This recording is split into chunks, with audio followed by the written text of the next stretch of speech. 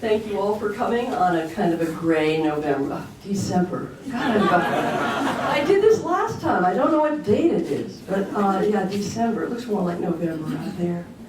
But I'm so thrilled to see everyone today, to hear Marvin Wolfthal, who is a Weston pianist and composer. And my name is Jane Carlson, as many of you know. I'm on the music committee of the library, and we are sponsored, we are a subcommittee of the Friends of the Weston Library. So I always put in a plug for them at the beginning of each concert, because they're the reason we're here. They support us financially and with a lot of other help, and they also sponsor and support other groups in the library. So I want to encourage you, if you're not already a member of the Friends of the Weston Library, please feel free to join them. There's some envelopes in the gallery or also at the circulation desk. And you can grab an envelope and fill it out and send them a small check. And you'll be supporting the arts here at Weston, as well as things like English as a second language and children's programs. They really do it all. So thank you for thinking about that. Today, I am just so pleased to welcome Marvin Wolfthal. He is a longtime performer in our music series, and my vivid memory is of the time that he came and gave a lecture on Beethoven's Diabelli variations, and we all learned so much, and I was trying to cram it into my head, and then he played them. And I remember thinking, now, what did Marvin say about this particular variation? He was wonderful. So I'm so pleased that he's come back, and I think, Marvin, you probably came between that particular performance and this one, but that's the one that really stuck with me. And so we are delighted that he's going to be taking us on a journey of Franz Liszt's Italy today. I just have a couple of housekeeping items. Please turn off your cell phones or anything else that makes noise. If you do have to leave the concert today, if you leave through the back door, through the kitchen, then you won't be disturbing Marvin as he's playing. And also please note at the bottom of your program it says there's no photography or recording of this program. It is being recorded by Weston Media, and we'll eventually put it up on the Weston Music Committee website. So if you want to relive these moments or share them with a friend who can't be here today, you can go to our website or to the Weston Media site, and there will be a video of Marvin's performance. So, without further ado, thank you so much for being here again, and please join me in welcoming Marvin Wolfthal.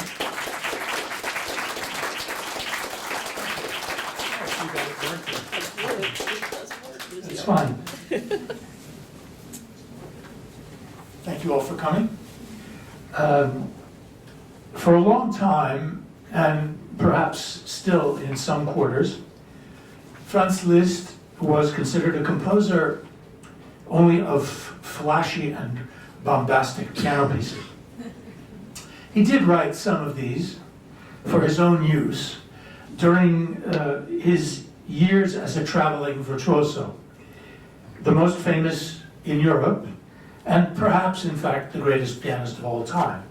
We don't have any recordings of his, but we do have recordings of his most important student, Ferruccio Busoni, absolutely extraordinary piano rolls, and the people who heard Busoni said that he was the greatest pianist they had ever heard after Liszt. So we can only imagine what that must have been like. But his years as a traveling performer were not very, only a decade or so, after which he retired from the concert stage and devoted all his time to composition and teaching.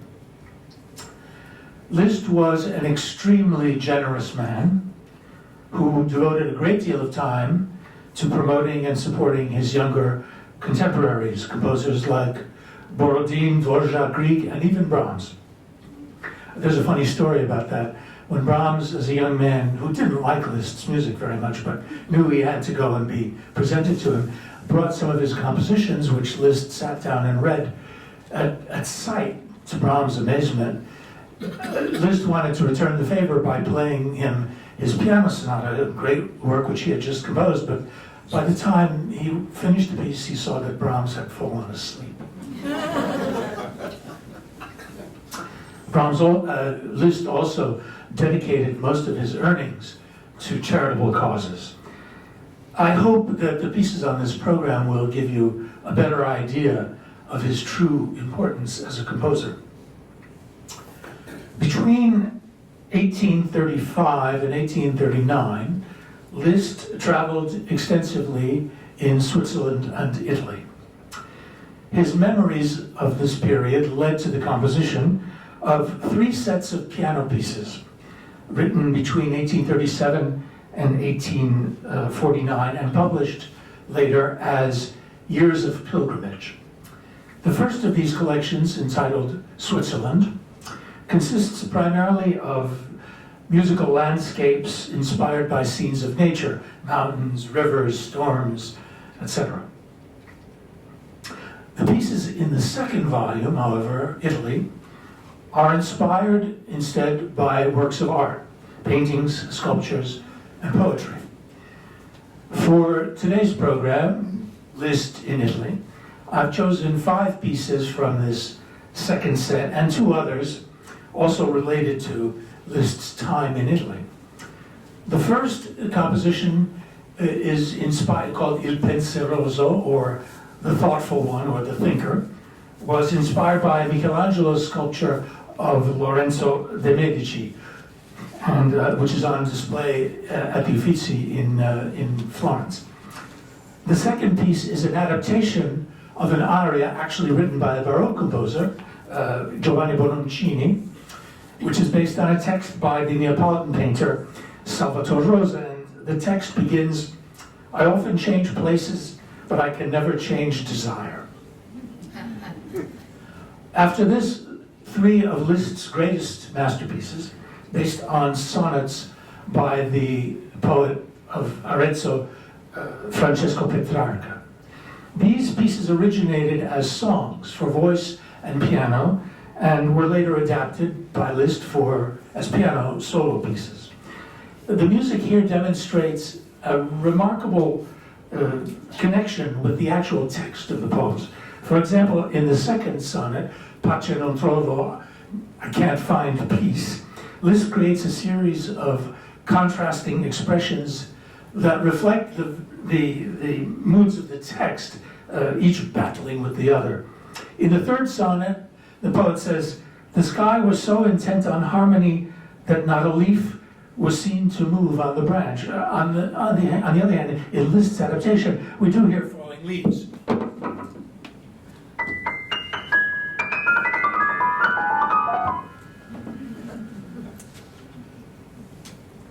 The program concludes with 2 compositions.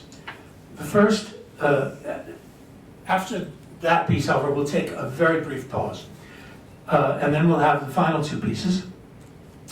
The first is the Funeral Gondola, which is among the very late pieces of Liszt.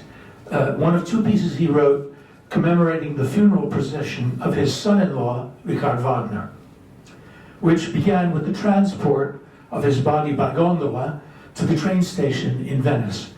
I think you'll hear how in his late period, Liszt anticipates what was to come in music some 30 years later.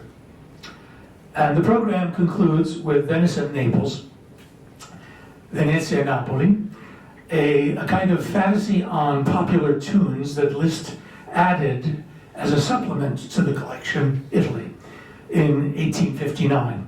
It has 3 movements: a Venetian gondola song, an aria from Rossini's opera Moses, and a tarantella based on a Neapolitan popular tune in which the singer, faced with his lover's closed window, expresses the desire to become a street seller of water so that he can tell his customers, "It's not water, it's tears of love."